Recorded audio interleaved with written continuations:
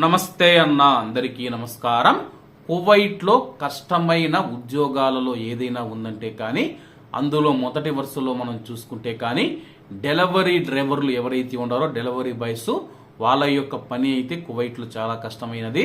ఎందుకంటే కువైట్లో వాతావరణాన్ని తట్టుకొని ఆ యొక్క సవాళ్ళను ఎదుర్కొని వాళ్ళైతే ఈ యొక్క పని చేయాల్సి ఉంటుంది.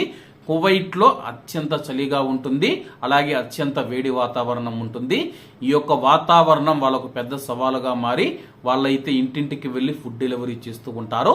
ఇలా ఫుడ్ డెలివరీ చేస్తూ ఉన్న డెలివరీ బాయ్స్ నుంచి మనం చూసుకుంటే కొంతమంది దొంగలు ఎవరైతే ఉన్నారో వాళ్ళు వెళుతూ ఉన్నప్పుడు వాళ్ళ పైన దాడులు చేసి ఆ యొక్క ఆహారం ఏదైతే ఉందో ఆహారాన్ని దొంగతనం చేస్తూ ఉన్నారో.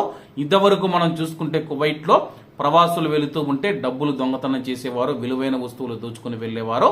ఇప్పుడు ఫుడ్ డెలివరీ డ్రైవర్లు ఎవరైతే ఉన్నారో వాళ్ళ పైన దాడులు చేయడం, అలాగే వారిని బెదిరించడం, వాళ్ళ దగ్గర నుంచి ఫుడ్ మరియు వాళ్ళ దగ్గర ఉన్న డబ్బులు మరియు విలువైన వస్తువులు దోచుకుని వెళుతూ ఉన్నారు. దీనికి సంబంధించి కువైటీ ప్రజలు, కువైటీలు ఎవరైతే ఉన్నారో వాళ్ళ నుంచి కువైట్ పోలీసులకు అనేక ఫిర్యాదులు అందాయి.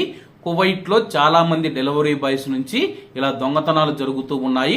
దీనిపైన దృష్టి పెట్టాలని చెప్పేసి దీంతో పోలీసులు కేసు నమోదు చేసుకుని దీనిపైన దర్యాప్తు చేపట్టారు. డెలివరీ డ్రైవర్ల నుంచి ఆహారాన్ని దొంగలిస్తూ ఉన్నట్లు ఆరోపణలు ఎదుర్కొంటూ ఉన్న 3 వ్యక్తులను సాదబ్దుల్లా ప్రాంతంలో క్రిమినల్ ఇన్వెస్టిగేషన్ డిపార్ట్మెంట్ అధికారులు అరెస్టు చేశారు. తదుపరి విచారణ కోసం అరెస్టు చేసిన వారిని సంబంధిత అధికారులకు సూచించామని చెప్పేసి భద్రతా అధికారులు తెలియజేశారు. కువైట్ లో ముఖ్యంగా డెలివరీ బాయ్స్ ఎవరైతే ఉన్నారో ఇటువంటి దొంగలు ఉన్నారన్నా చాలా జాగ్రత్తగా మీ యొక్క గమ్యస్థానాలకు చేరుకోండి. కొన్ని చోట్ల కువైటీలు ఫుడ్ లోపలికి తీసుకువెళ్లి డబ్బు ఇవ్వకుండా అయితే డెలివరీ డ్రైవర్లను ఏర్పిస్తూ ఉంటే ఇటువంటి దారి దొంగలు ఎవరైతే ఉన్నారో డెలివరీ బాయ్స్ ను టార్గెట్ చేసుకుని దొంగతనాలకు పాల్పడుతూ ఉన్నారో. అందరూ జాగ్రత్తగా ఉండాలని కోరుకుంటూ అందరూ బాగుండాలి, అందులో మనం ఉండాలి. అందరికీ నమస్తే అన్న, జై హింద్.